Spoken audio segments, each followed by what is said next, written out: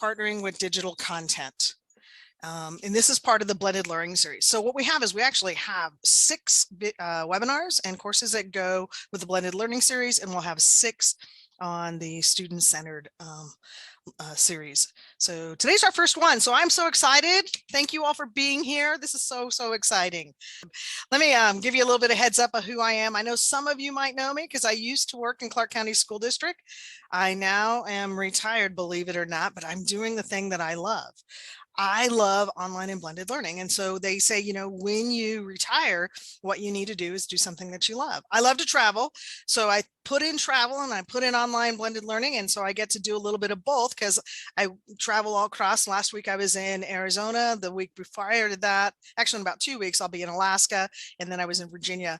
So that's kind of the nice thing is I get to work with lots of people in different places. But I was the director for online and blended learning in Clark County School District. I did retire in 2019. And so like I said, I get to follow my passion. So I appreciate everybody being here and let's get started. Today's agenda, we're going to talk a little bit about digital learning language, and then we're going to talk about engaging students and then partnering with digital content, which is the big thing that you guys came in for today. So let's start with the language of digital learning. So oftentimes when you hear digital learning, that's kind of a big, umbrella.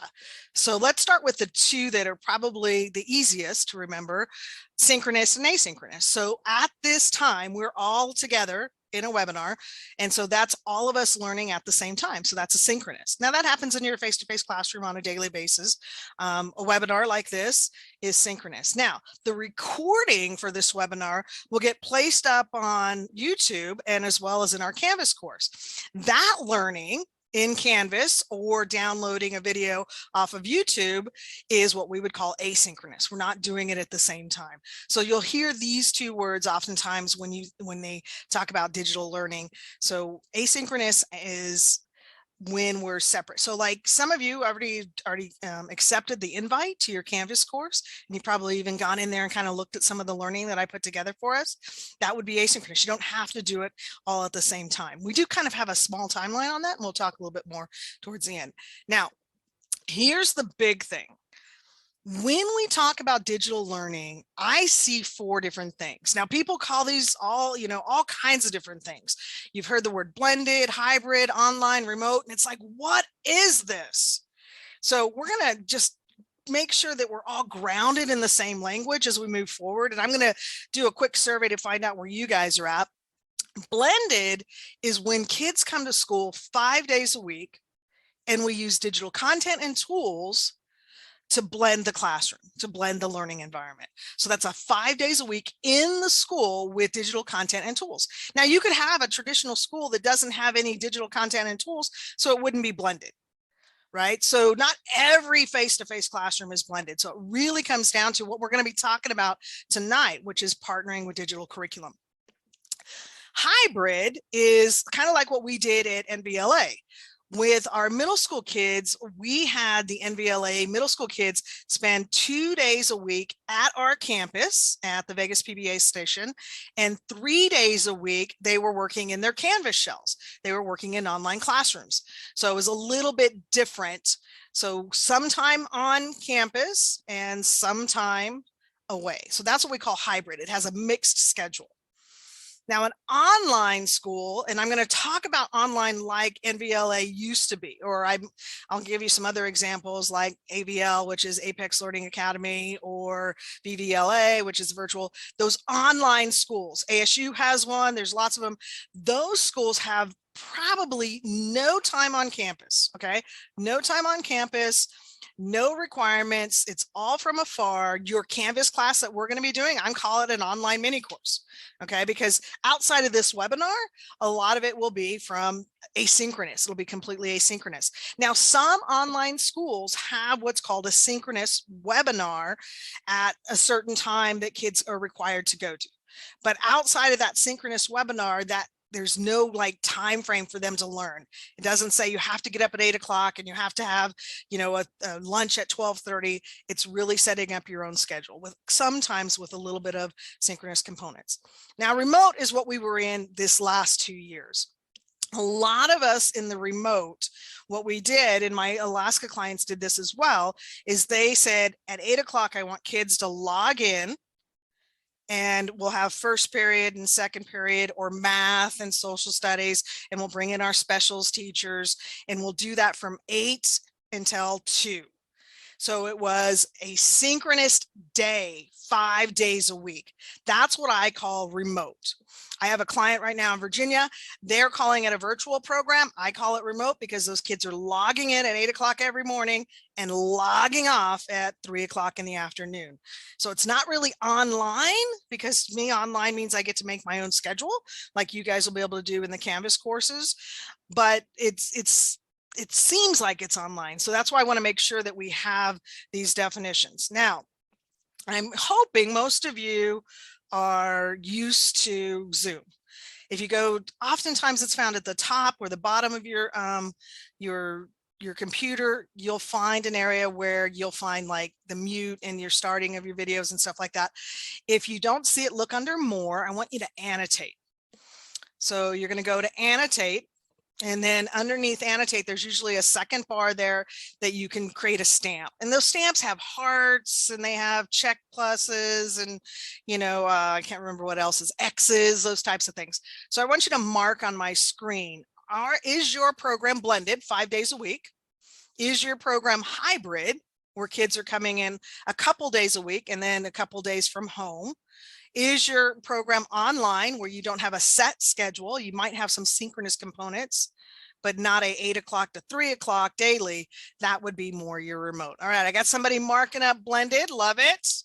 All right, again, the menu is usually towards the top, or sometimes in the Macs, they're towards the bottom. You want to look for the annotate. And it's oftentimes, like I said, it's kind of towards the top. It'll say oftentimes it'll say you're seeing Kim's screen, and it's usually in that area. Thank you again. I got another blended. All right, Ben, I see that you're blended as well. So it looks like we got a lot of blended. I'm waiting. Nope, I got a remote. I got Amy who says they're doing remote. Awesome. All right, great. So it sounds like most of us are in a blended. All right, so it sounds like we're in blended. So you guys are all at a great place, because really what we're going to talk about is how to take that blended classroom and free you up. And the way we're going to do that is we're going to do it with digital content. So want to know how things are going on in your school. Or welcome back. Welcome back. Oh, welcome back. Okay, cool. Awesome. So hopefully you got an opportunity to talk to some others to find out how things are going. Kind of charisma together and celebrate together as well, right? Because I know that there's good stuff going on in your classrooms, and I know there's some struggles that we're still trying to deal with. So, I always love to have breakout rooms so that we can have those types of things going on. So let's talk a little bit about how to engage the learner. Because one of the things that I always think about is when you have quality curriculum, then the kids don't have a time to be disengaged because they're too busy going on and doing things, right? So I'm a big fan about having quality curriculum. So one of the things I want to first talk about, because I oftentimes talk about Webb's depth of knowledge, or DOK. So Webb's depth of knowledge that you see here on the screen has a 1 to 4 range. The low numbers like 1 and 2 are like the low bottom of Bloom's taxonomy.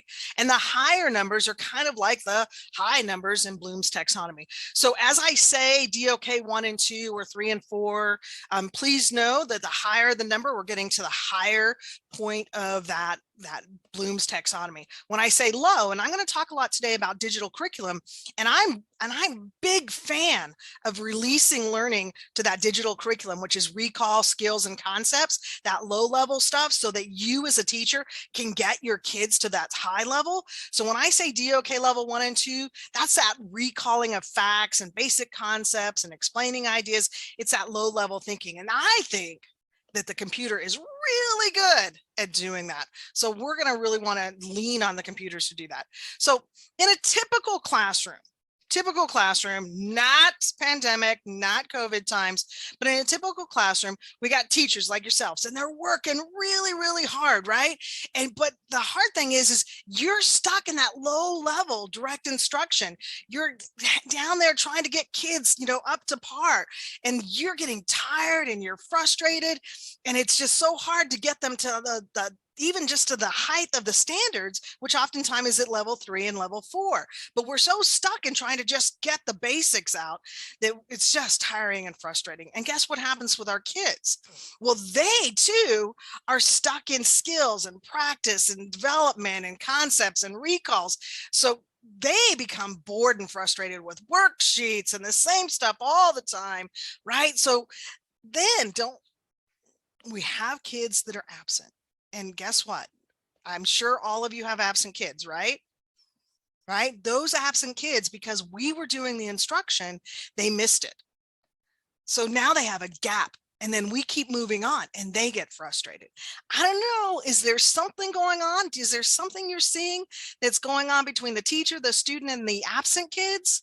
Is there a common denominator? I was a math teacher for 10 years between what's going on here. Anybody see one common strand that's going on? You could throw it up in the chat, or you can unmute yourself and throw it out on the mic. I think I see where you're going with this, Kim. I think you're looking for the word frustration. Exactly. It's frustration all around. Teachers are frustrated. Kids are frustrated. The absent kids are frustrated. And you know, the bad part about this is kids won't remember what we teach them. Math, science, social studies, English, PE. They won't remember that. You know what they will remember is how you made them feel.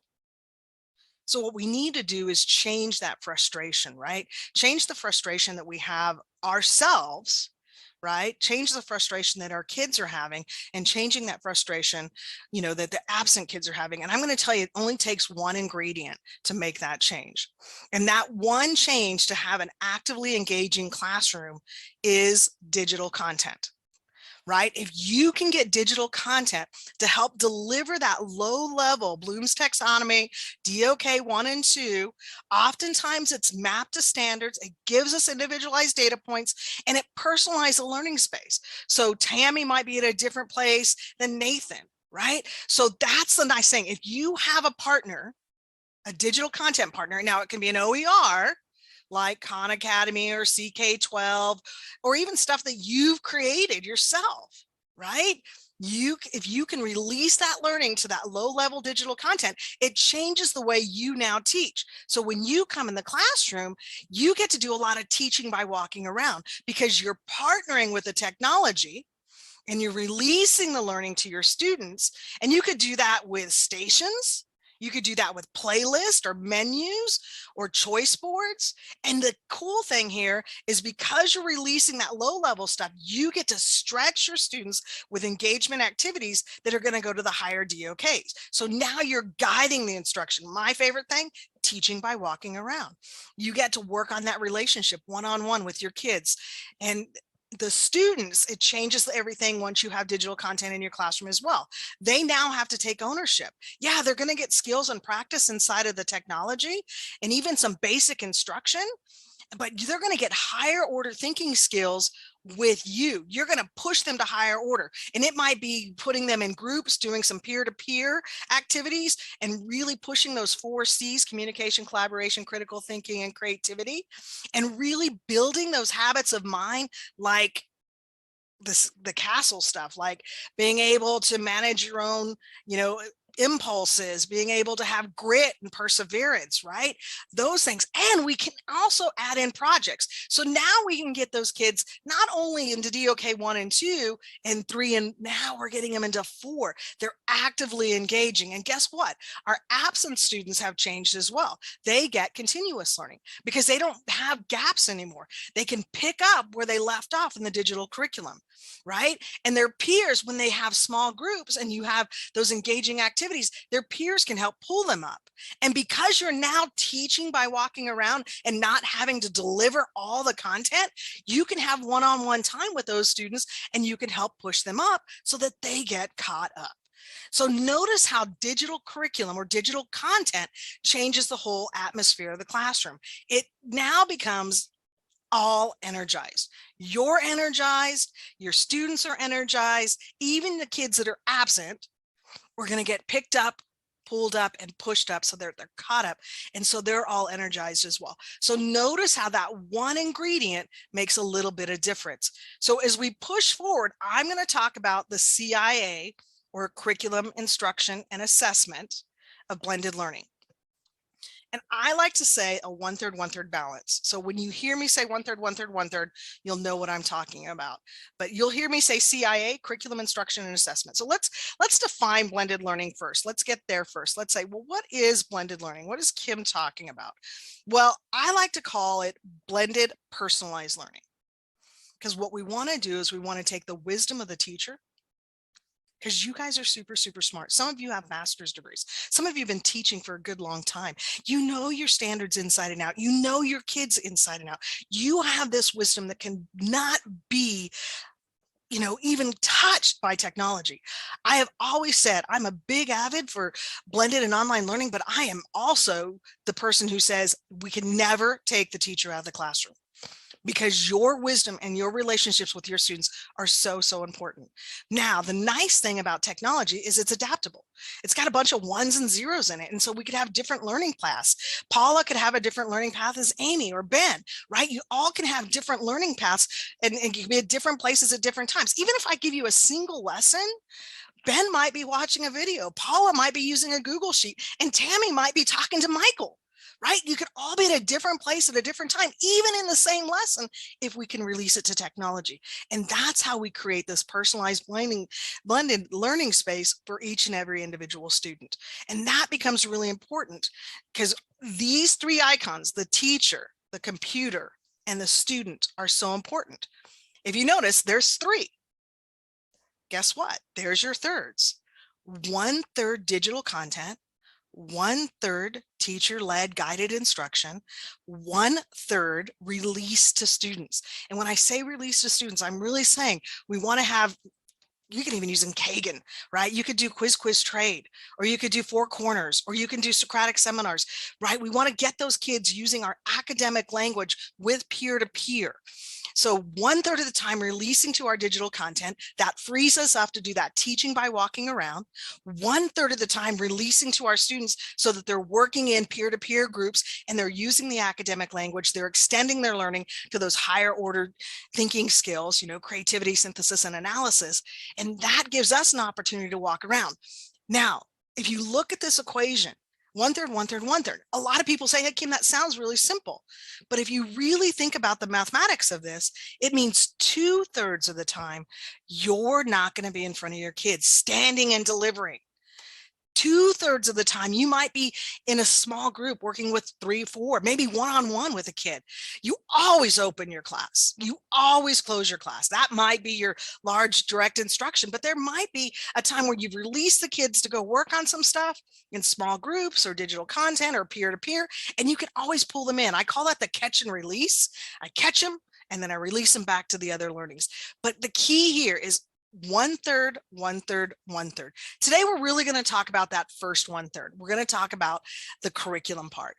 When I talk about the CIA, or the curriculum, instruction, and assessment, I'm really talking about the curriculum and instruction and assessment of blended learning. In the blended personalized learning classroom, we want to partner with digital curriculum to help deliver that DOK level 1 and 2, because you're all working way too hard. So what we want to do is let that digital curriculum carry some of the load so that we can guide the instructions. We can make playlists, we can do choice boards, we can set up small groups. We could even do some direct instruction, because our standards say the kids have to get to levels 3 and 4, and that digital curriculum is not going to get them there. That digital curriculum we know will cover 1 and 2, but not 3 and 4. And then the assessment, yeah, there's going to be assessment in your digital curriculum, and there's going to be assessment even in your teaching by walking around or your exit tickets out the door. But what we really want to do is we want that authentic assessment where kids are using our academic vocabulary. They're getting to those higher order thinking skills like synthesis and analysis.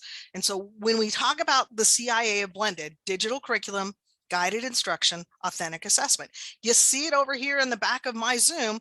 I have the triple Venn diagram, and it's the balance of 1/3, 1/3, 1/3, and we're shooting for the middle. Now, what I'm saying here is not every lesson every day, but over a unit of study, you want to see, where can I release some of the curriculum to the digital platforms? Where do I need to carry? And when should I release to my students?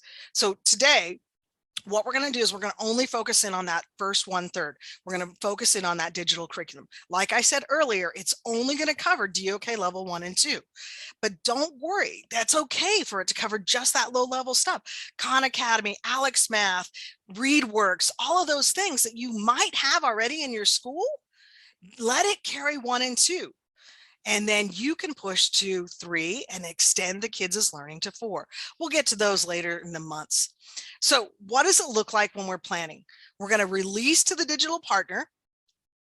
We're going to look at our standards and we're going to think about where are the misconceptions, where should I stretch the learning, when do I need to scaffold, thinking about how do I open and close my lessons, and then when can I release to kids so that there's that peer-to-peer interaction. So again, notice the thirds.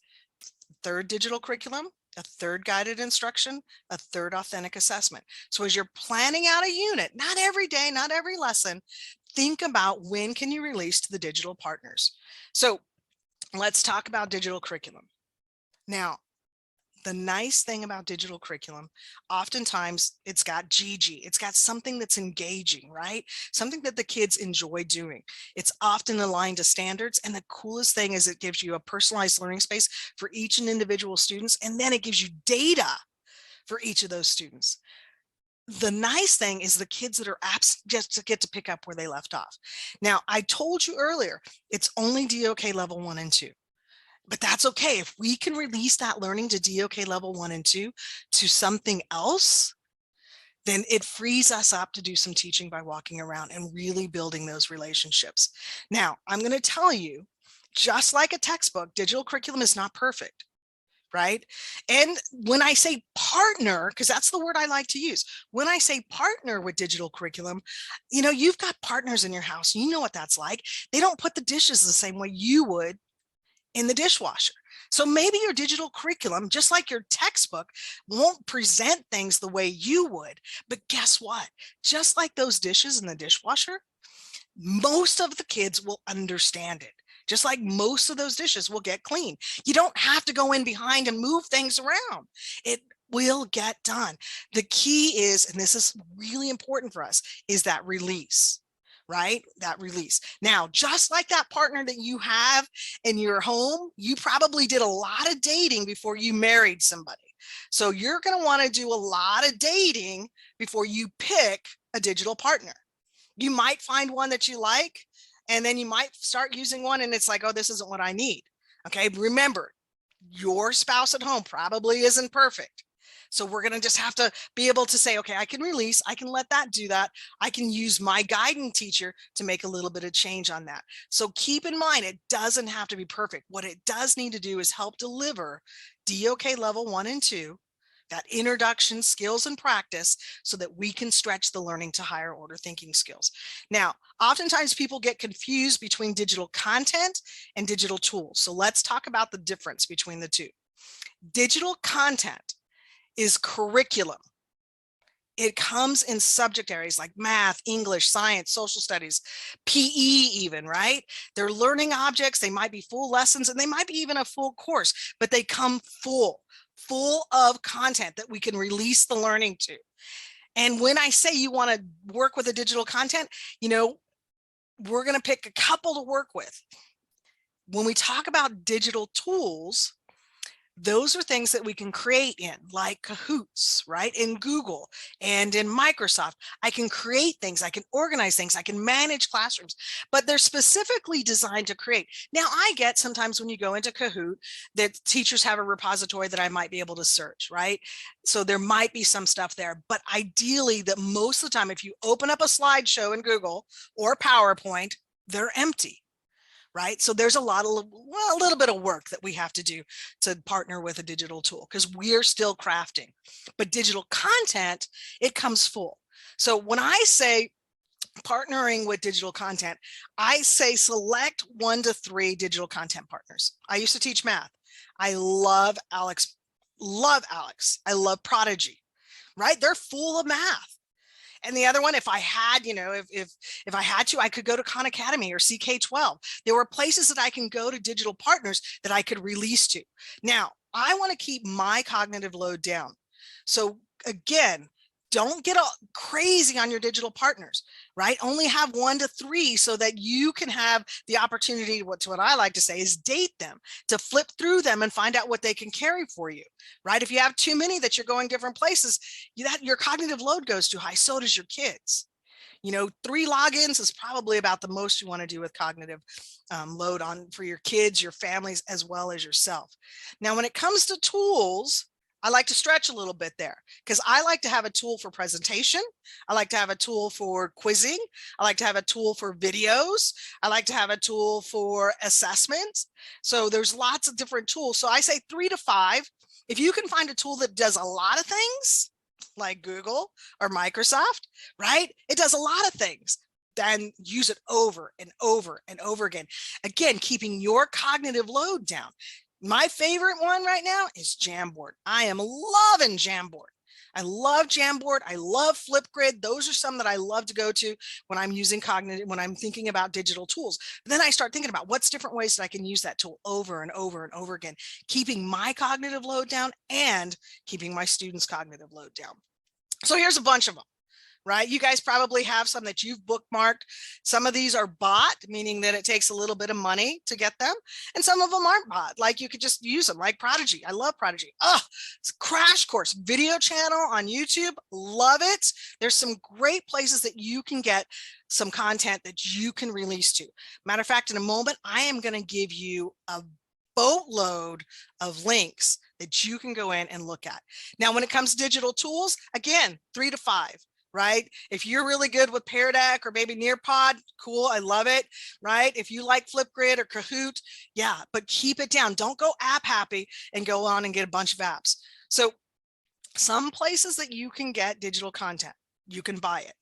There's vendor content out there that you can buy, right? I think there's Apex, Edgenuity, you can buy BrainPop. There's lots of things, and talk to your principals and your schools to find out what is already available to you.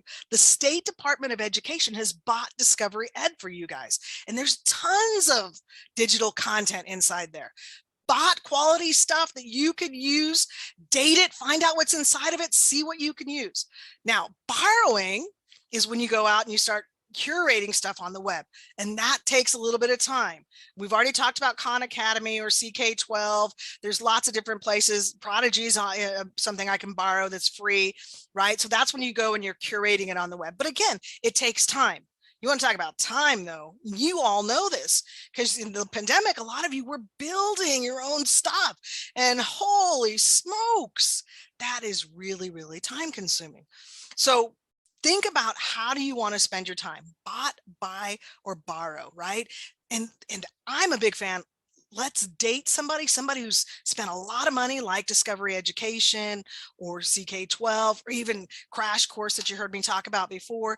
Somebody's already put this together as units of study. I know it's quality. That's a great place to go and start, borrowing those types of things. Now, when you think about digital content tools, think about what your needs are. Do I need it for assessment? Do I need to collect data? Do I need it for skills and practice?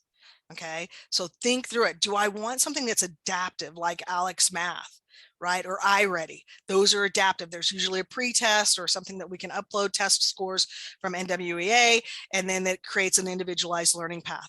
Sometimes there's full courses that we can get.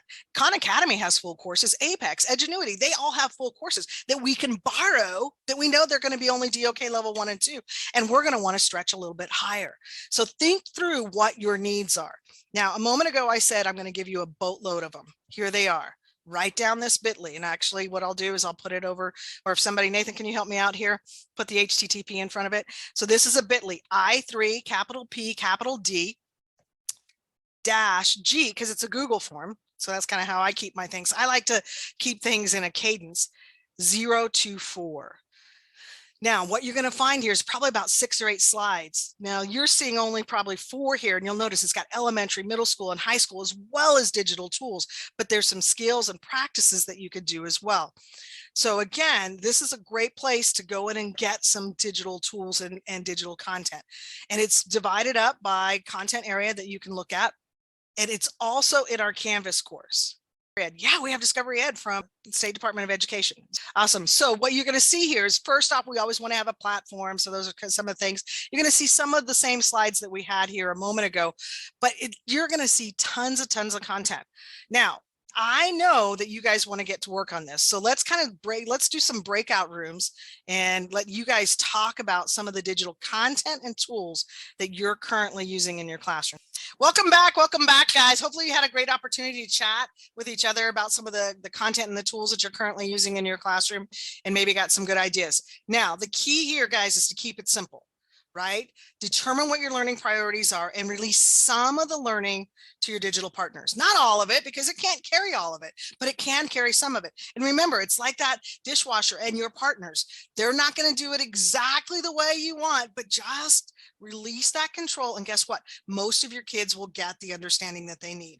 Add in some peer-to-peer hands-on engagement. So like the CIA model, look at this. You got digital curriculum, guided instruction from the teacher, peer-to-peer activities, right? A great station rotation. What you really want to do is plan with balance. Secondary, this station rotation can be over multiple days. It doesn't have to be in a single day. So when you're thinking through what that's going to look like for you, think your 1/3, okay? 1/3 you, 2/3 you walking around, teaching by walking around. But that's only going to happen because the releasing to digital content. So it's through your lesson planning and the stuff that you put together, and you've already looked at your partner. What can you release? You kind of maybe put it together in a playlist, or maybe you put it together in your Canvas so that you're releasing to your students and putting in some hands-on and engaging peer-to-peer stuff. So it should look with some of those things. So when you're thinking of your unit, again, not a lesson, not every day, over a unit, a course of a unit, think 1/3 of the time, when can I release to digital content? What topics are inside there? Ideas, vocabulary. Again, keep in mind DOK level 1 and 2. But it's going to give us some great data points that's going to help us guide the instruction. We might find out that our kids are already ready for something, or, oh my goodness, I need to go back and do some scaffolding. That data becomes really important so that you can guide that instruction. So thinking about how can I do it, I also know my standards and my depth of knowledge of those standards. So I got to get those kids to higher order thinking. And sometimes I'll have to come in and fix some misconceptions that happened in middle school or maybe in elementary, but I can also stretch the learning to those higher order thinking skills. And I want to do that when I'm releasing over there to my students, adding in those peer-to-peer with the 4 C's: communication, collaboration, creativity, and critical thinking, getting them to the higher order thinking.